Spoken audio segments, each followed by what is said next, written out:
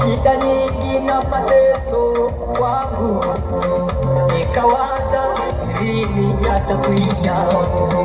Kama wengi walinicheka, wakasema tazama anavyoishi, lakini Mungu wangu ukasema jitie moyo, kuna wakati utashinda. Muda mwingi mama